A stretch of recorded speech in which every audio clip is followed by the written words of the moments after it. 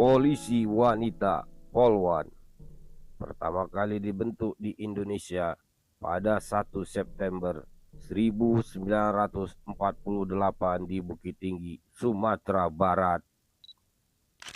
Pembentukan Polwan bermula dari kebutuhan untuk menangani kasus-kasus yang melibatkan perempuan dan anak-anak, terutama dalam pemeriksaan tubuh dan psikologis yang lebih nyaman jika dilakukan oleh petugas perempuan. Pada saat itu, 6 perempuan pertama yang menjadi polwan adalah Sri Rumiati, Rosmalina Pramono, Dahniar Sukoco, Yati Mariono, Yasminar, dan Rosnalia Tahir. Mereka menjalani pendidikan kepolisian di Sekolah Polisi Tinggi Negara di Bukit Tinggi. Hari jadi polwan yang diperingati setiap tanggal 1 September menjadi momen bersejarah dalam perkembangan kepolisian negara, menandai peran penting perempuan dalam menjaga keamanan dan ketertiban masyarakat. Pada masa awal, tugas utama polwan meliputi menangani kasus kekerasan terhadap perempuan dan anak, melakukan pemeriksaan fisik terhadap tersangka perempuan, memberikan perlindungan bagi korban kekerasan, melakukan penyuluhan tentang hukum dan keamanan. Meskipun awalnya jumlahnya sedikit, peran polwan terus berkembang sehingga kini mereka bisa bertugas di berbagai bidang kepolisian, termasuk intelijen dan lalu lintas, sehingga sampai kesatuan khusus. Seiring perkembangan zaman, peran polisi wanita polwan semakin luas dan mencakup berbagai bidang di kepolisian. Tugas-tugas polwan memiliki peran yang hampir sama dengan polisi laki-laki, tetapi mereka lebih sering diberdayakan dalam tugas-tugas yang melibatkan perempuan, anak-anak, dan situasi tertentu yang membutuhkan pendekatan khusus.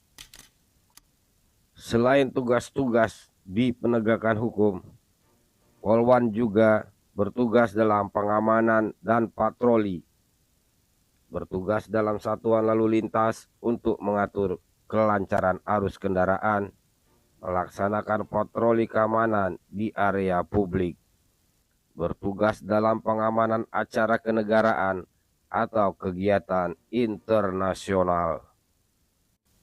Dalam tugas-tugas intelijen dan investigasi, menyamar dalam operasi tertentu, terutama untuk kasus perdagangan manusia dan narkoba, mengumpulkan informasi dalam tugas intelijen. Polwan juga memiliki tugas khusus menjadi negosiator dalam situasi penyanderaan, bertugas di unit-unit anti teror dan pasukan elit polisi, menjadi pengawal pribadi untuk pejabat negara atau tokoh penting.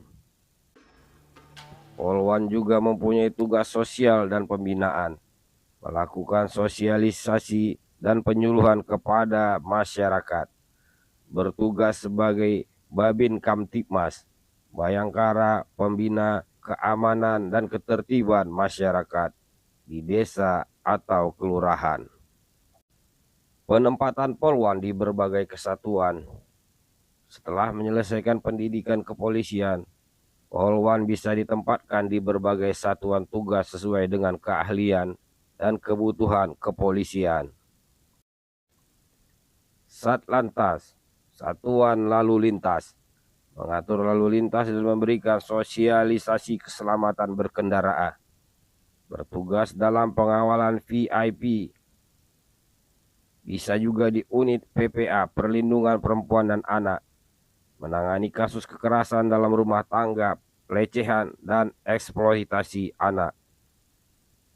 Brigadi Mobil, BRIMOB, bertugas dalam penanganan huru-hara, pengamanan unjuk rasa, dan operasi khusus.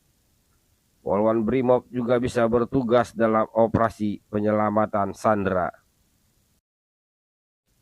Densus 88, Detasemen Khusus Anti Teror, terlibat dalam operasi kontra terorisme, penyelidikan dan interogasi tersangka teroris.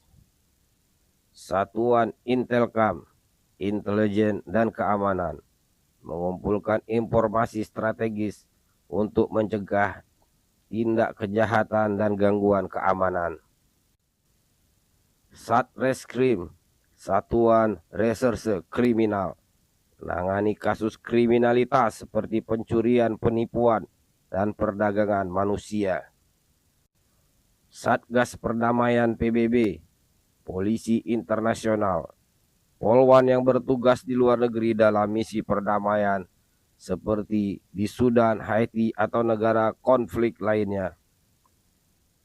SPKT, Sentra Pelayanan Kepolisian Terpadu, bertugas di bagian pelayanan masyarakat, menerima laporan, dan membantu pengaduan.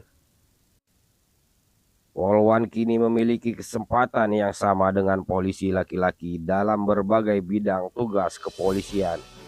Mereka bisa bertugas di satuan-satuan khusus, baik di dalam negeri maupun di luar negeri, dalam misi perdamaian dan penegakan hukum.